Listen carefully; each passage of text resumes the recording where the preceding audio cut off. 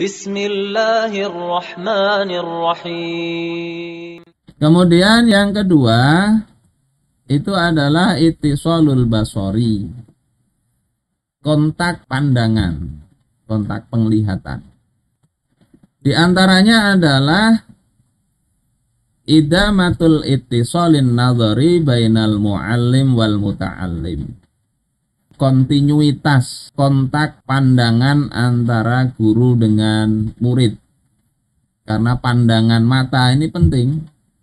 Coba kalau kita berbicara saja yang kemarin kita katakan Imam Sufyan Ats-Tsauri, kalau kita ngomong dengan orang nggak melihat kita, maka itu dikatakan dia itu tidak memperhatikan kita, tidak diam. Ya. Dikatakan Imam Ats-Tsauri nggak diam. Dan ini jadi perlu perhatian kita. Dilihati murid itu. Kalau perlu ditatap. Ketika bicara mata ketemu mata, menatap wajah itu kan akan lebih komunikatif. Makanya ini di Zoom itu juga begitu. Kita kalau ngomong melihat tulisan aja berbeda rasanya dengan kita melihat kamera. Walaupun kadang ini nggak melihat kamera tapi melihat ke gambarnya Mas Firman di laptop. Jadi ke sini arahnya, harusnya ke sana.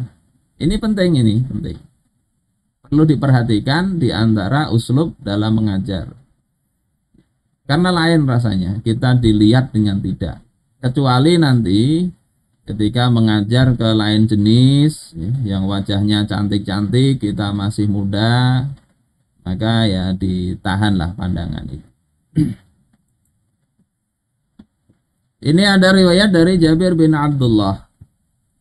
Ja'a rajulun wan nabiyyu sallallahu alaihi wasallam yakhtubun nasa. Seorang lelaki datang sementara Rasulullah sallallahu alaihi wasallam beliau sedang berkhutbah. Yaumal Jumu'ah, pada hari Jumat. Faqala, maka Rasul katakan, as-shallaita ya fulan? Apakah engkau sudah sholat wahai fulan? Qala la, belum. Yakni sholat tahiyatul masjid. Qala, maka Rasul katakan, qum farka, maka berdiri dan rukuklah. Maksudnya sholatlah.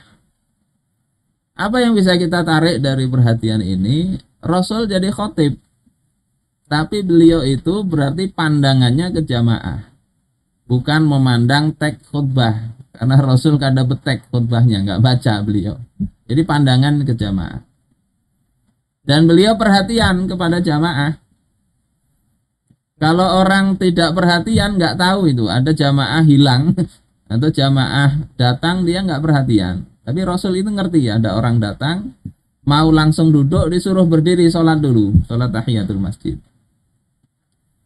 Kemudian yang kedua, istikhdamu ta'abiril wajhi, mempergunakan ekspresi wajah. Jadi penting ekspresi wajah itu, bahkan kadang lebih penting daripada pujian atau celaan. Jadi ada dikasih senyum atau dikasih wajah yang cemberut, itu akan lebih terasa, ya. Terasa daripada ahsanta, engkau bagus, good. Tapi ekspresi wajahnya ekspresi nggak senang atau muram. Itu lebih baik tersenyum, dikasih senyum anak-anak itu. Jadi terasa di situ. Ini penting. Diriwayatkan dari Anas bahwasanya Nabi Shallallahu Alaihi Wasallam melihat nukhomatan fil qiblah. Nukhomah itu dahak di arah kiblat, yakni di dinding masjid di bagian ke arah kiblat ada dahak di situ. Fasyaqqa dzalika alaih, maka hal itu membuat Rasulullah bersedih. Jadi berat hati beliau. Hatta ru'iya fi wajhi, hingga itu terlihat ketidaksenangan Rasul itu pada wajah Rasulullah sallallahu alaihi wasallam. Jadi ini Anas memperhatikan Rasul nggak ngomong marah nggak, tapi dari wajahnya kelihatan. Faqama fahakkahu biyadi. Beliau kemudian berdiri dan kemudian mengorek, ya, mengorek dahak yang ada di bagian dinding arah kiblat itu dengan tangan beliau. Kemudian beliau katakan, inna ahadakum idza qama fi sholati. Sesungguhnya salah seorang dari kalian kalau sedang berdiri dalam sholatnya, fa innahu yunaji rabbahu, maka sesungguhnya dia itu dalam kondisi bermunajat kepada Tuhannya. Au inna rabbahu bainahu wa bainal qiblah, atau Tuhannya itu ada di antara dia dengan kiblat, seolah-olah menghadap begitu. Fala yabzuqanna ahadukum qibala qiblatih, maka janganlah sekali-kali salah seorang kalian itu meludah ke arah kiblat. Jadi kalau sholat gak bisa lagi menahan dahak atau apa di mulut, ya, maka jangan diludahkan ke arah kiblat. Walakin an yasarih, tapi hendaklah diludahkan ke sebelah kiri. Au tahta qadamai, atau di bawah kakinya. Ini jangan kita pahami juga kondisi masjidnya seperti sekarang, terus kita amalkan, bisa jadi perkelahian. Loh, kok saya diludahin gitu, sebelah kirinya. Makanya tadi memahami hadis, lihati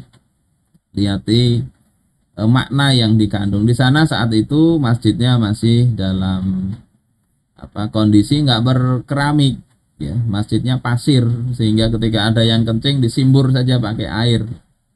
Ya, kalau sekarang masjid pakai keramik, ada yang kencing disimbur pakai air, najisnya kemana-mana itu.